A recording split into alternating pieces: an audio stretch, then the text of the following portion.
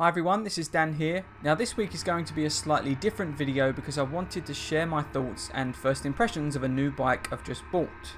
Now for those that didn't see it, I wrote an article for the site a few weeks ago about a change of bike I had made.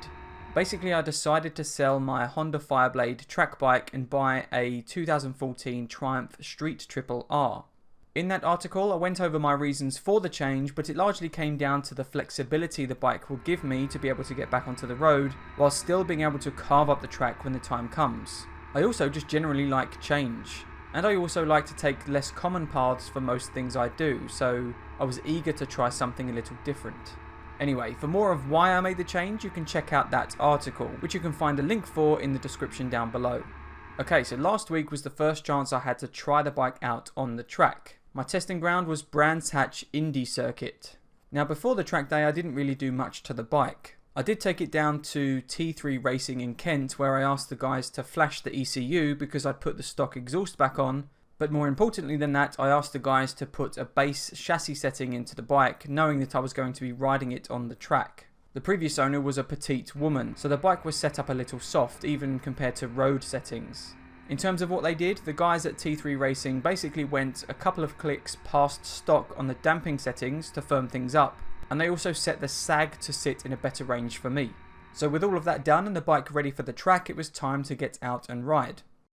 I'm normally a pretty slow starter on track days, especially more recently where I haven't been able to ride as much as I'd like, and the first session for me is typically just getting comfortable and getting used to being on track again if there's been a fair amount of time off the bike. Now, bearing in mind I hadn't ridden on the track for 10 months, after just a few laps I was riding with more confidence than I probably ever have in a first session on a track day, except maybe when I've done 2 days in a row. I could immediately feel that the bike was doing exactly what I wanted and it felt so sure-footed. It was the epitome of the on-rails expression that you hear from time to time from other riders, when they have the confidence that the bike is going to hold the line they want to create. Another aspect I noticed right away was how much power I had lost compared to the CBR. I can honestly say that I thought that there was a problem when I came round onto the start-finish straight for the first time and got to full throttle. It felt that slow. The last time I rode on the track was at this same track on the Fireblade, but back then I was wrestling a near 180 brake horsepower monster. And actually, having this back-to-back comparison reinforced my feelings about newer riders starting on lower capacity machines like this. The forces involved are so much higher on modern 1000cc sports bikes, and everything comes at you so much faster as well.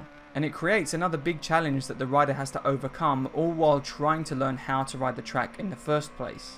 Stepping down to the Triumph though, everything felt so easy. Easy on the body, but also easy on the mind. It felt a lot easier to stay relaxed in all aspects. However, I do feel that the relaxation was helped by just how comfortable it was to ride. The stock pegs put my legs in a great position to secure myself nicely on the tank, and actually the seat shape helped too. Now when I first rode the bike on the road I wasn't crazy about the seat. It scoops up quite a lot towards the back, and during general riding I felt like it was always sliding me too far forward against the tank. However, out on the track that scoop created a really nice support point, and with my outside foot and knee positioned in the correct place as well, I felt totally locked into the bike. Lastly, I think the bar position aided all of this comfort too. Because the bars are higher, your upper body isn't extreme, which relieves some of the stress from your legs. And all of these factors meant it was just so easy to ride fast and stay relaxed, which all amounted to an extremely enjoyable day on the track. The only downside I encountered with the bike was a juddering that was coming from the brake lever at anything over around 40 or 50% braking effort. Now the brakes were squeaking a fair bit too when I was coming back into the paddock. So I'm hoping that a good clean of the discs and some new track-oriented pads will stop that. In any case, it meant I just didn't really use the brakes to any high level all day, so I was more focused on braking earlier and working to run the speed into the corners. But even with that issue, I can honestly say that this day was the most fun I've had on track in a long time. When I got the setup done, T3 Racing said that if I had any issues then I could call them up on the day and then we could try and fix it. But the bike was an absolute peach to ride and I could not fault it from a handling perspective. And I'm not really sure why, but the lack of power and being able to get to wide open throttle so early everywhere was just so enjoyable. And I sometimes think that maybe I enjoy working to do more with less. But whatever the reasons, I just had so much fun. Another thing I wanted to quickly mention is the tyres that I was using. Knowing I was riding on the road as well, I didn't want to put pure track tyres on it, so I opted for a set of Pirelli Diablo Rosso Corsa 2s, which were new out this year. They're basically a road tyre, but with a fair amount of track performance built in through their multiple compounds. Coming from Slicks, I really didn't know what to expect, but I was so impressed with them and they let me do everything I wanted to at the pace I was running. Now, I'll probably do a long-term use review for these tyres once I've had them at a couple of different tracks, because I've been saying for a long time that many riders waste money on tyres they can't use properly, and these particular tyres would be more than capable for a hell of a lot of riders in any track day paddock.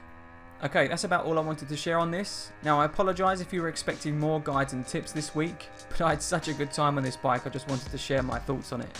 As always, if you enjoyed this video, then please be sure to hit the button, and if you want to see more track riding advice and guides moving forward, or in this case my ramblings, then please subscribe to the channel too.